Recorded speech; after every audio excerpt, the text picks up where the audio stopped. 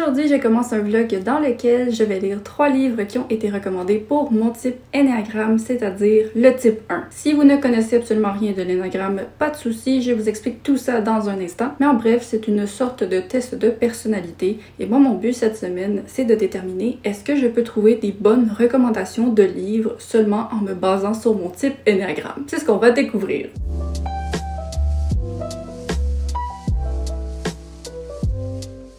Je vais commencer cette vidéo en vous présentant ma pile à lire et ensuite on se lancera dans les explications de mon type et de l'Enneagramme. Et donc, pour ce qui est des livres que je vais lire, je les ai choisis selon 3 catégories. Premièrement, j'ai pris un livre dont la protagoniste a le même type Enneagramme que moi et le livre que j'ai trouvé c'est The Nightingale de Kristin Hannah. Il existe en français sous le titre Le chant du rossignol, mais moi je vais le lire en VO. Et en bref, c'est une fiction historique pendant la Deuxième Guerre mondiale qui suit 2 sœurs dont les chemins vont être séparés.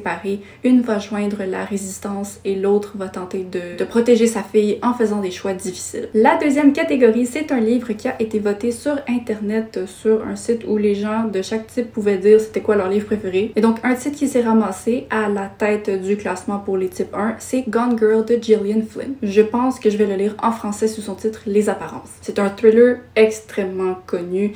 Ça parle d'une femme qui disparaît et on n'est pas certain pendant le roman si c'est son mari qui en est responsable ou pas, et je veux pas en savoir plus que ça. Et pour ce qui est du dernier livre, ce sera un récit qui parle des thèmes ou des questionnements qui peuvent être liés aux valeurs de mon type. Je me suis fiée encore une fois à des articles de recommandation et j'ai choisi Les Incendiaires de R.O. Kwon. C'est une œuvre qui reçoit beaucoup d'avis négatifs. La moyenne sur Goodreads n'est pas bonne, mais pour cette raison, on dirait que je suis encore plus intriguée. Et en bref, ça parle d'étudiants à l'université qui vont s'engager peu à peu dans des actes de terrorisme pour un culte relié à la Corée du Nord. J'ai tellement aucune idée de ce qui m'attend avec ce livre, j'ai hâte. Donc voilà, ce sont les 3 livres auxquels je m'attaquerai dans ce vlog. Est-ce que je vais être capable de trouver un coup de cœur grâce à l'Enneagramme? Ils sont pas faciles à trouver, les coups de cœur de ce temps-ci. Bon, maintenant, laissez-moi vous expliquer qu'est-ce qu'est l'Enneagramme exactement. Juste une petite note pour vous dire avant de continuer que je fais cette vidéo en collaboration avec d'autres booktubers québécois à qui j'ai donné la piqûre de l'Enneagramme. Il y aura une playlist dans ma description et sur ma chaîne où je vais ajouter les autres vidéos au fur et à mesure de leur sortie. Voilà!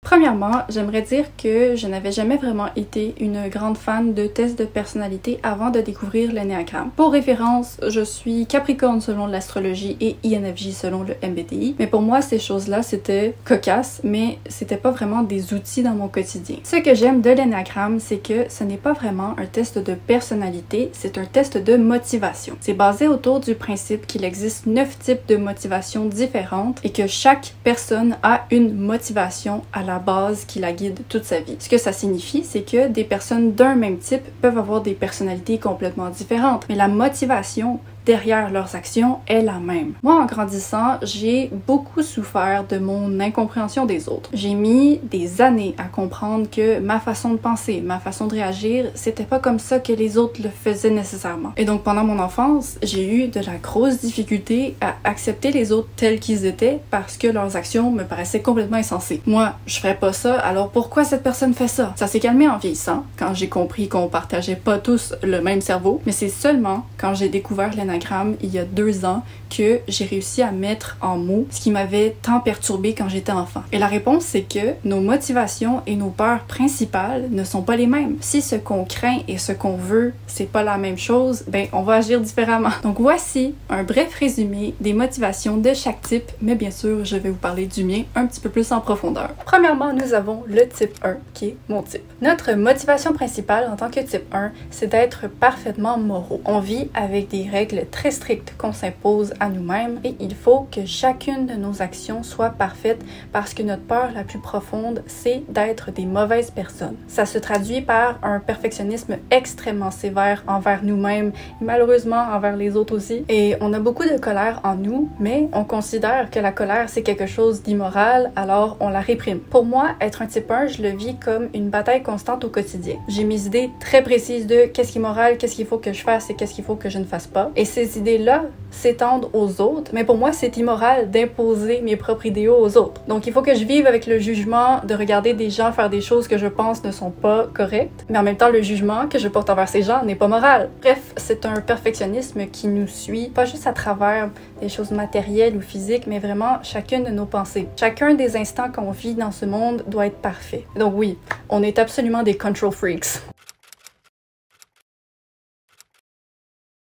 Les types 2, ce sont les généreux, c'est les personnes qui se dévouent complètement aux autres. Leur valeur personnelle dans la vie est basée sur l'aide qu'ils peuvent apporter, mais ça a la conséquence de faire en sorte qu'ils ont de la difficulté à dire non et à mettre leurs besoins en avant, parce qu'il faut qu'ils soient aimés par tout le monde. La peur d'un type 2, c'est le rejet. Les types 3 ont pour but de réussir. Ce sont des personnes extrêmement travaillantes parce que leur valeur personnelle est basée sur la reconnaissance de leur succès. Sans succès, pour eux, ils ont échoué, et s'ils ont échoué, ça veut dire qu'ils n'ont pas de valeur personnelle. Ce sont souvent soit les vilains dans les films ou les personnes au top de la société qui sont les plus business au monde. Maintenant, les types 4, ce sont nos grands sentimentaux. Ils sont à la recherche de leur identité. Ils veulent trouver leur raison d'être. La banalité pour eux, c'est non. Ils vont pas se contenter de faire comme tout le monde le fait. Eux, ils se sentent épanouis dans ce qui fait d'eux une personne unique. Et leur peur, c'est de pas réussir à trouver qui ils sont et se sentir perdus. Les types 5, ce sont des personnes cérébrales qui veulent se sentir compétentes. Elles sont très bonnes pour avoir un avis objectif sur des situations parce que c'est important pour elles d'être capable d'avoir un avis bien pesé, juste et renseigné. Pour cette raison, ça peut souvent faire d'eux des avocats du diable. Leur peur, c'est de se sentir inutile ou incompétent dans le domaine qui les intéresse. Les types 6, ce sont les personnes qui sont à la recherche de sécurité. Ils vont constamment penser et se préparer au pire scénario. Une valeur très importante pour eux, c'est la loyauté parce que ça signifie que leur entourage est sécure. Et donc, leur peur principale, c'est de se retrouver sans soutien et de perdre ce qui les fait sentir en sécurité. C'est un type qui peut être mélangé avec l'anxiété parce que ce qui est décrit, ce sont des choses que l'anxiété peut faire, mais c'est important de séparer les deux. Par exemple, moi, je suis une personne extrêmement anxieuse,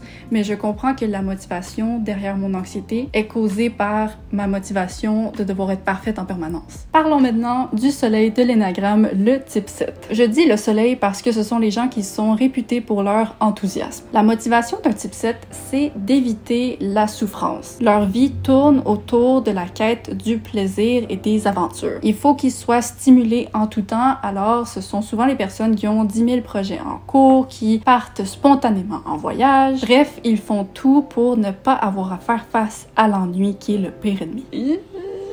Les types 8 veulent éviter la faiblesse. Leur peur principale, c'est de se faire contrôler par les autres. Ce sont donc des personnes qui n'hésitent jamais à aller confronter quand il y a quelque chose qui fait pas leur affaire. Ils vont tout faire pour se protéger par leur force de caractère ou leur force physique, mais ça peut être positif parce que ce sont des personnes qui vont être dévouées à protéger leurs proches quand ils sont menacés. Et maintenant, le dernier type, c'est celui du 9 qui est le pacificateur. Les 9, ce sont des personnes pour qui leur motivation principale dans la vie, c'est de préserver la paix autour d'eux. Ils vont tout faire pour pas causer de drame, ils vont pas s'imposer aux autres, bref, tout pour préserver l'harmonie. Ils aiment beaucoup faire les choses à leur rythme, à leur façon, parce que le confort est une chose qui leur tient à cœur. Donc voilà, ce sont les résumés de tous les types. Je serais curieuse comme ça, si vous ne connaissiez pas l'énéagramme avant cette vidéo, quel type vous pensez que vous êtes avec ces petites descriptions? Je vais mettre un test en description si vous voulez le faire, mais sachez que les tests, le résultat, c'est pas toujours le bon. Il faut vraiment y aller selon les descriptions pour déterminer est-ce que cette motivation est réellement la mienne.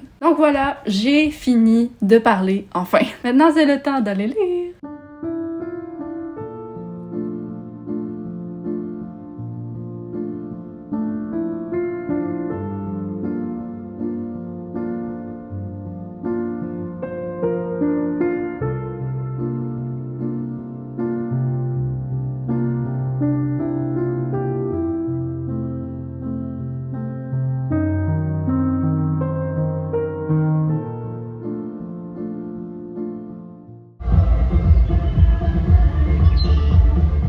Bonjour. je crois que nous avons un problème. Le problème, c'est pas le livre que je suis en train de lire, parce que pour l'instant, The Nightingale, j'en suis à la moitié et j'aime beaucoup. Le problème, c'est plutôt que je lisais ce livre parce que on m'avait dit que la protagoniste était une type 1 et pour l'instant, je ne suis absolument pas d'accord. Je suis allée revoir les arguments de la vidéo qui disait ça juste pour voir si ça allait me faire changer d'avis, mais non, je refuse de croire que cette personne est une type 1. Donc juste pour vous rappeler le résumé rapidement parce que je sais que mon intro était très longue, donc ça fait très longtemps que j'ai parlé de ces résumés. The Nightingale, c'est la fiction historique qui se déroule pendant la Deuxième Guerre mondiale à Paris et qui suit deux femmes. L'une est une mère et elle fait tout pour protéger son enfant et l'autre rejoint la résistance. Et le personnage qui est supposément le type 1 là-dedans, c'est la mère qui fait tout pour protéger son enfant. Et moi, je suis convaincue qu'elle est une type 6. Ok, je vous explique. Le raisonnement qui avait été utilisé pour expliquer que cette femme était un type 1, c'est parce que elle fait tout pour suivre les règles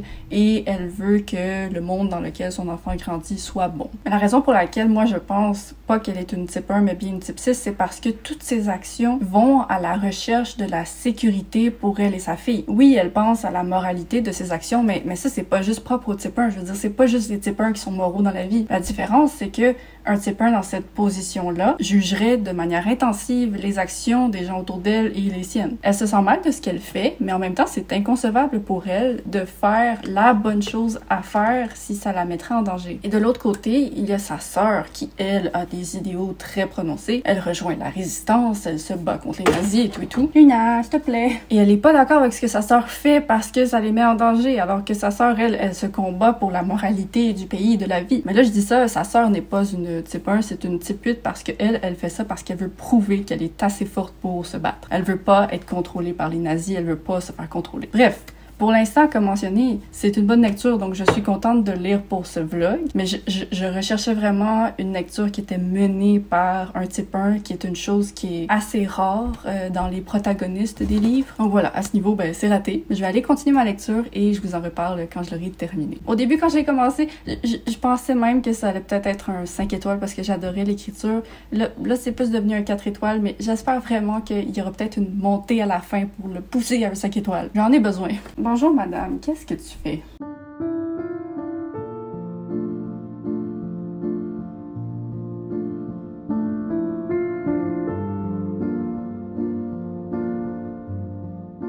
Bon matin! Hier soir, j'ai terminé The Nightingale de Christine Hanna. Mais bon, je sais que pour ce qui était du but de lire un livre mené par un type 1, c'est pas trop réussi parce que je termine le livre et je persiste à croire que le personnage n'était pas un type 1, mais bien une type 6. Mais malgré tout, je suis vraiment contente de l'avoir lu parce que ça a été une lecture extrêmement plaisante. C'était touchant, je vous avoue que vers la fin, mes yeux étaient humides. Je suis quelqu'un qui n'a jamais pleuré en lisant un livre et là, je lisais les pages et j'étais comme « Oh, peut-être que tu vas réussir, mon coquin. » Il a pas réussi, mais presque. Honnêtement, c'est une œuvre que je recommande. Donc, je n'ai pas réussi à trouver un personnage type 1, mais j'ai réussi à trouver une bonne œuvre à recommander parce que je la recommande. Les livres historiques sur la Deuxième Guerre mondiale, on en a des pelletés. Je pense qu'on pourrait remplir un village entier juste d'une pile de livres de fiction historique de Deuxième Guerre mondiale. Mais je trouve que Le Chant du Rossignol / The Nightingale m'a personnellement offert une perspective que je n'avais pas souvent lue. Je dis pas que c'est le truc le plus unique au monde, mais ça se déroule dans des villages, dans les alentours de Paris, et c'était quelque chose que j'avais pas eu la perspective de cette région pendant la Deuxième Guerre mondiale. Donc j'ai aimé ça. C'est un livre qui m'a offert deux des choses les plus importantes quand on lit un livre, c'est-à-dire ça m'a diverti et ça m'a touché. Malgré tout, il y a quelque chose qui a fait en sorte que ça n'a pas pu être un 5 étoiles complet. En ce moment, la note que je lui donne, c'est un 4.25. Ça va peut-être fluctuer avec le temps, selon ce que j'en tire, les souvenirs et tout. Mais la raison pour laquelle ça n'a pas pu être un 5 étoiles complet, c'est parce que, premièrement, je pense que je vous en avais parlé juste un petit peu comme quoi l'écriture au début, elle était vraiment belle. On dirait que je pouvais voir l'effort et la pensée qui étaient mis dans chaque phrase. Et après une trentaine de pages, on dirait que cet effort a été délaissé. C'est pas que l'écriture était mauvaise ou pas belle, c'est vraiment pas ça. C'était bien écrit, mais j'ai l'impression que pour que ça ait été un coup de cœur pour moi, moi, ça aurait dû être mieux écrit comme ce l'était au début. Je pense que le livre s'est peut-être un peu tiré dans le pied en étant aussi bien écrit au début, mais pas après. Et la deuxième chose,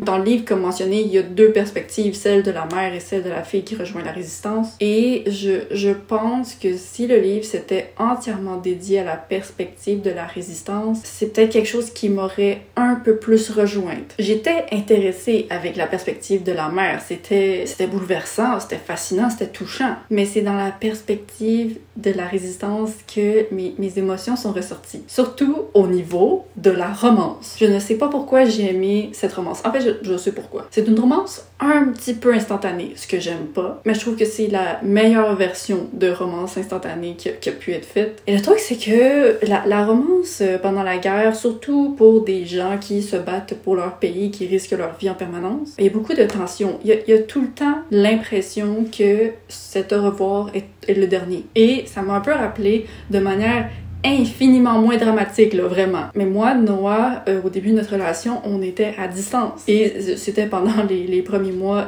du printemps 2020. On sait tous ce qui s'est passé là-bas, donc les frontières étaient fermées, je savais pas quand est-ce que j'allais le revoir, blablabla. Donc moi, j'étais dans la position où je savais un peu à quoi ça ressemblait, cette incertitude, avec une mini-dose de menace de vie, parce que dans ce temps-là, on savait pas le virus, qu'est-ce que ça allait faire. Et donc là, de l'avoir devant moi, ce même genre de situation, mais encore une fois, vraiment plus dramatique dans le livre que dans ma vie, là. Mais grâce à ça, j'ai vraiment pu connecter au désespoir des personnages. Donc voilà, c'est pas un coup de cœur, mais c'est une belle victoire parce que je pense que c'est une œuvre dont je vais me souvenir. Et puisque mon passe-temps dans la vie, c'est oublier les livres que j'ai lus, ben ça, c'est une bonne chose. Voilà tout donc pour The Nightingale. Et maintenant, nous allons passer à Gone Girl de Gillian Flynn, que je lis en français dans l'édition la plus laide au monde. Qu'est-ce que c'est ça?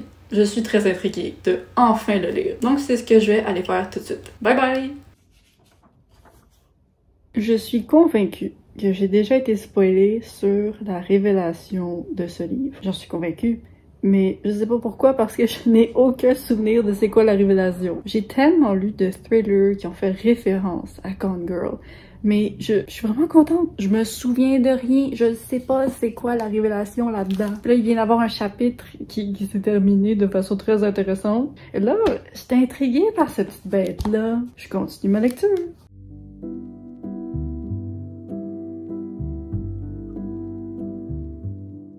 Allô, ça fait quelques jours que j'ai pas pu faire d'update, mais je suis rendue là dans le livre.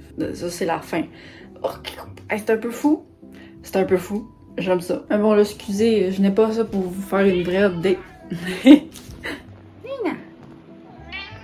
Oui! Je disais, je ne suis pas là pour vous faire une vraie update, là. En bon québécois, je suis un peu décalissée en ce moment, fait que je m'en vais me coucher! Bonjour, j'ai terminé les apparences. Ça a été toute une expérience.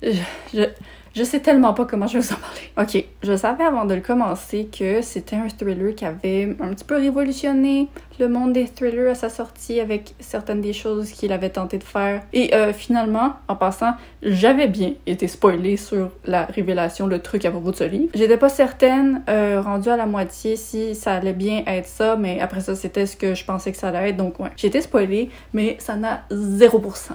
0% quoi? Nuit à ma lecture. Ok, donc je savais que ça avait révolutionné potentiellement blablabla, mais je ne savais pas si 10 ans plus tard, parce que ça a été publié en 2012, après une autre tonne de thrillers qui sont sortis après blablabla, est-ce que ce livre ressortirait encore du lot comme il l'a fait à sa publication? Et la réponse, les amis, c'est oui. Et est-ce que c'est un bon livre à lire en tant que type 1 qui veut se questionner sur la moralité de la vie? Oui!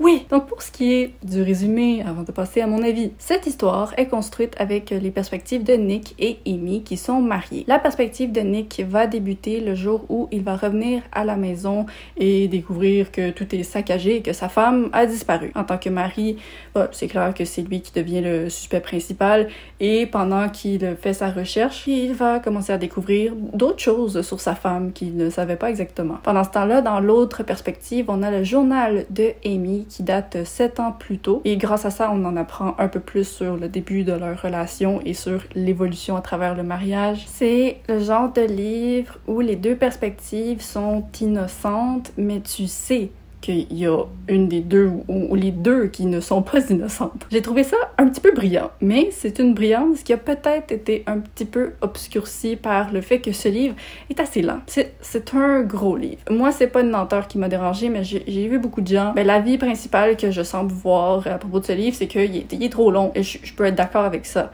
Mais le contenu et la caractérisation des personnages, c'était un bonheur. Il y a beaucoup de choses que j'aime à propos de ce livre, mais je pense que le truc qui est le plus rare, surtout pour un thriller, c'est que même en connaissant la révélation, tu sais, j'étais pas sûre que ça allait être ça, mais je savais que ça allait probablement peut-être être ça. Et même en disant ça, quand c'est venu, de la manière que c'était fait et de la manière que ça a progressé, c'était juste excellent. Et l'autre truc qui m'a épaté, c'est que, un des points principaux de ce livre, c'est une chose que je déteste lire. Pas parce que c'est quelque chose de problématique ou dérangeant, c'est juste quelque chose, je me sens pas bien en lisant ça. Je peux pas vous dire exactement c'est quoi parce que ça spoil, je veux pas, même si moi ça m'a pas dérangé d'être spoilé, ça a pas nuit à ma lecture, je veux pas prendre le risque que ça nuise à la vôtre. Mais en tout cas, ça fait très longtemps que je me demande si ce point d'histoire, c'est quelque chose que vraiment je suis incapable de tolérer, peu importe comment c'est fait, ou si il me fallait juste un livre qui le fasse de la bonne façon. Et là, maintenant, j'ai ma réponse. Ce livre l'a fait de la bonne façon. Avec mon sourire et avec mon avis positif, peut-être que vous êtes en train de croire que c'est un coup de cœur. Ce ne l'est pas. Le contenu et les choses que l'autrice a faites avec cette œuvre, c'est un coup de cœur pour moi, mais le produit final et total, c'est pas un coup de cœur. C'est comme un 4 étoiles. Je dirais peut-être même un 3.75 à cause d'un mini-élément qui était amené à la fin que j'aime pas trop, mais je vais donner un 4 étoiles quand même parce que pour un thriller, c'est difficile. C'est rendu difficile, malheureusement, de me faire ressentir des choses, de me surprendre. Mais ce livre, pendant tout le long, j'étais comme j'aime trop ce qui est en train d'être fait. Et en tant que type 1, c'était fascinant. Et je me suis battue pendant tout le long à savoir si le personnage de Amy était une type 1 ou non parce qu'elle a une idée très précise de c'est quoi qu'il faut pour être parfaite. Elle veut que les autres reconnaissent qu'elle est parfaite et elle veut punir les autres quand ils ne sont pas parfaits. Mais le truc qui m'arrêtait pour dire que c'est une type 1, c'est parce que l'idée de la moralité là-dedans, les hors de la fenêtre. Elle a aucune culpabilité, donc je pense que sa perfection, c'est plus au niveau des apparences et pas un tourment interne. Donc j'ai fini le livre en me disant qu'elle était peut-être pas une type 1. Et je suis allée voir c'était quoi sur Personality Database. Et apparemment, elle est une type 3, ce qui... Ça concorde bien. Mais elle a mon type MBTI INFJ. Donc, je pense que c'est peut-être de là que je retrouve quelques petites similarités avec elle. Et là, si vous avez lu ce livre, vous savez qu'avoir des similarités avec elle, c'est pas nécessairement quelque chose que je devrais dire publiquement. En tout cas, je suis vraiment contente d'avoir lu ce livre, mais aussi de l'avoir fait dans le contexte de ce vlog, parce que tout le long de ma lecture, j'ai vraiment essayé de me questionner sur les types des personnages et je me suis souvent demandé si Amy, c'était pas quelqu'un que j'aurais pu risquer de devenir si j'avais continué dans la lignée de la personne que j'étais quand j'étais petite, qui jugeait vraiment fortement les autres de faire ce qu'ils faisaient. Elle a poussé ça vraiment plus loin que moi je l'aurais fait, alors la bonne nouvelle, c'est que non. Donc voilà, je vous ai déjà donné ma note, c'est un 4 étoiles, et c'est un livre que je recommande, mais c'est pas une recommandation que je ferais de manière libre, parce que je pense que c'est une œuvre merveilleuse pour les gens qui vont embarquer dans la caractérisation et toutes les choses qui m'excitent moi personnellement en tant que lectrice, mais puisque c'est un gros livre et que le rythme peut être lent, je peux pas assurer que votre expérience sera aussi positive que la mienne. En tout cas, pour l'instant, ce vlog Enneagramme me fait vraiment passer des bons moments et j'espère que ce sera le cas du prochain livre, même si je suis pas certaine parce que je suis allée voir juste un petit coup d'œil aux critiques de Les Incendiaires et j'ai vu beaucoup de gens qui l'avaient abandonné à 20% parce qu'ils ne comprenaient rien. C'est un peu inquiétant ça, c'est un peu inquiétant. En tout cas, je vais le commencer tout à l'heure. Bye!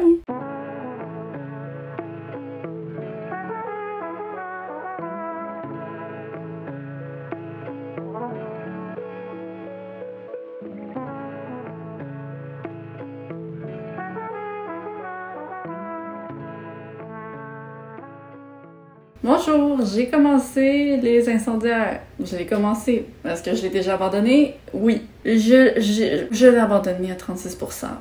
C'est pas nécessairement que je n'étais plus capable de continuer. Je pense que j'aurais pu me forcer à le finir. Mais j'ai choisi de ne pas le faire parce que, en lisant les critiques de personnes qui avaient réussi à le finir malgré la narration qui était confuse à souhait, ben la vie générale, c'est vraiment que ça en valait pas la peine. C'est un livre qui suit des étudiants qui vont un peu malgré eux s'intégrer dans un culte relié à la Corée du Nord. Et dès le départ, dans le livre, on se fait un peu teaser qu'il va y avoir une grosse explosion. Mais apparemment, l'explosion en question, ça arrive juste à la fin et finalement, c'était pas un si grand événement que ça. Il y a beaucoup d'aspects dans ce livre qui auraient pu être extrêmement fascinants. C'est juste pas les aspects qui sont à l'avant dans la partie que j'ai lue du moins. Il y a un truc par contre que j'ai trouvé très intéressant. Et c'est que on a un peu la perspective de la personne qui mène le culte. Et c'est quelqu'un qui a été emprisonné dans des camps de concentration en Corée du Nord. Et il a vu que même les gens avec qui il était, qui clairement leur vie était ruinée à cause du leader de la Corée du Nord, ben c'était encore quelqu'un qui le vénérait. Et donc lui, il s'est dit,